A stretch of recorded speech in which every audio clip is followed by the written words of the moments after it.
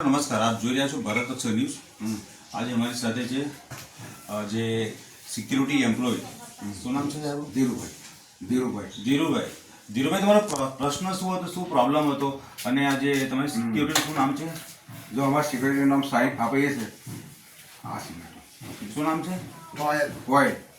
Oil line security. અચ્છા, અને શું છે તમારા સિક્યુરિટીના ઓનરનું, માલિકનું નામ? મોહિત। તમને શું પ્રોબ્લેમ છે હાલમાં? અમારો પગાર બાબતનું છે કે પગાર ઓછા આવે છે, પગાર અમુક વધારે હોય, સરકાર તરફથી વધેલા હોય પગાર, તો એ હાલતા નહીં। કેટલા કલાક નોકરી કરો છો સિક્યુરિટીમાં? 12 કલાક। કેટલો પગાર આવશે 12 કલાકમાં? અમને 9 સાડા 9 લેખા ચાલે। 9 સાડા 9 લેખે, યાની કે જે હોય અમાઉન્ટ કેટલી છે? હા, 9,500 રૂપિયા હા। કે કેટલા આપે છે એમ પૂછું? 9.5। 9,500।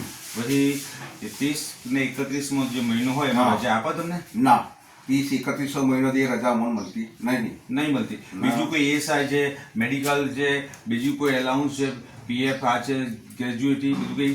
ના, એ કશું જ નહીં, ઓનલી ખાલી પગાર? બરાબર। તમારી શું ફરિયાદ છે બીજી હાલમાં? અમારા પગાર ઓછા આવે છે, પગારમાં કહેતા કે જે હિસાબ કરી 15 દિવસનો પગાર ચૂકવ્યો આપે એવું। હવે રેગ્યુલર 12 કલાક નોકરી કરવી પડતી હોય છે? હા, 12 કલાક નોકરી કરવી પડે છે। તમે ઉપર કોઈ એની કોઈ અવાજ ઉઠાયા તો એને વાત કરી કે 12 કલાક કાનૂનમાં જોગવાઈ છે કે નહીં, અને 12 કલાક નોકરીનો પગાર કેટલો હોય છે, તમે કદાચ રજૂઆત કરી હતી ભાઈ? ના, એ કશી અમે રજૂઆત નહીં કરી 12 કલાકની। નહીં કરી? ના।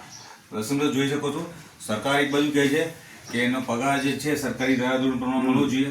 12 કલાકના 9,500 કેટલો પગાર થયો? 9,500 રૂપિયા। તો તમે વિચાર કરો કે આ ગરીબી દૂર નહીં થતી, ગરીબી વધી જાય છે।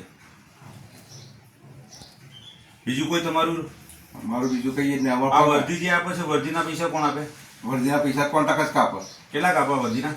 300 આપે, 400-450 રૂપિયા કાપે। આખો સેટ લઈએ બૂટ અંગાત તો 1500 કાપે, 1100 કાપે। કેટલાનો આવે છે આખો સેટ? એ મને ખબર નહીં, અમે નહીં પૂછ્યું।